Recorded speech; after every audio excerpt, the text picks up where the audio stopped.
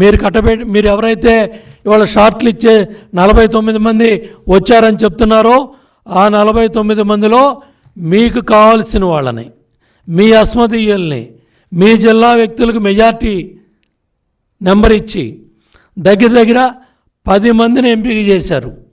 అతి తక్కువ సమయంలో, ఎటువంటి నిబంధనలు కూడా పాటించకుండా, ఎటువంటి ఎన్నికల నిబంధనలు ఏ లెక్క పెట్టే పనే లేకుండా అడ్డగోలుగా ఈ 10 మందిలో 5 మంది మీ సొంత జిల్లా, మీ సామాజిక వర్గానికి సంబంధించిన వాళ్ళని, మీ జిల్లాకు సంబంధించిన వాళ్ళని 10 మందిలో 5 ఉన్నారు.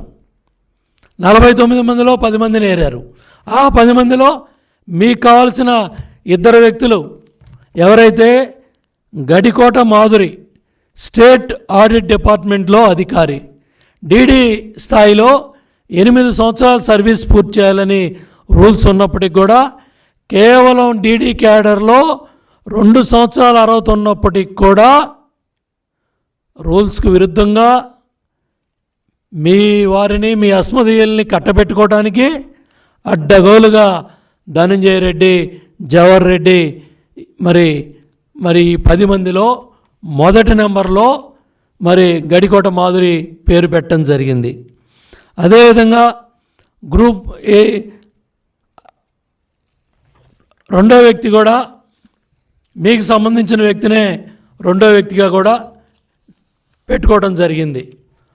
నేల కంటారెడ్డి, గతంలో అనిల్ రెడ్డి. గతంలో కూడా కన్ఫర్డ్ ఐఏఎస్లకి జరిగిన ఈ ప్రక్రియలో అప్పుడు కూడా జగన్మోహన్ రెడ్డి కనుసన్నల్లో అడ్డగోలుగా ధనంజయ రెడ్డి పేషలో పనిచేస్తూ ఉన్న నీలకంఠారెడ్డి నియామకంలో ఇదే విధంగా అడ్డగోలుగా కార్యక్రమాలు నడిపారు.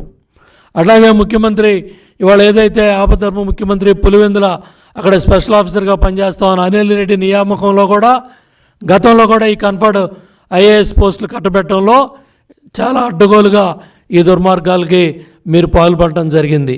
ఇవాళ ఈ అడ్డగోలుగా చేసుకున్నారనే కాబట్టే ఇవాళ మీరు ఇంత మొండితనంగా దీపముండగానే ఇల్లు చక్కబెట్టుకోవాలి, దీపముండగానే పదవులన్నీ పూర్తి చేసుకోవాలి, మళ్ళీ ప్రభుత్వం రాదనే నమ్మకం పూర్తి స్థాయిలో మీకు ఉండబట్టే మళ్ళీ ఈలోపే ఈ కార్యక్రమాలన్నీ పూర్తి చేస్తే యూపీఎస్సీకి కూడా అడ్డగోలుగా ఎన్నికల కోడ్ ఉన్నప్పటికీ కూడా ఇంటర్వ్యూలు పూర్తి చేయాలని మీరు ఉత్తరాలు రాయటం, వాళ్ళు మందలేయటం, అయినప్పటికీ కూడా మీరు తగ్గకుండా ఈ నియామకాలన్నీ కూడా పూర్తి చేయాలని అడ్డగోలుగా జవహర్ రెడ్డి ఈ కార్యక్రమాలన్నీ కూడా ముందుకు నడిపిస్తూ ఉన్నాడు.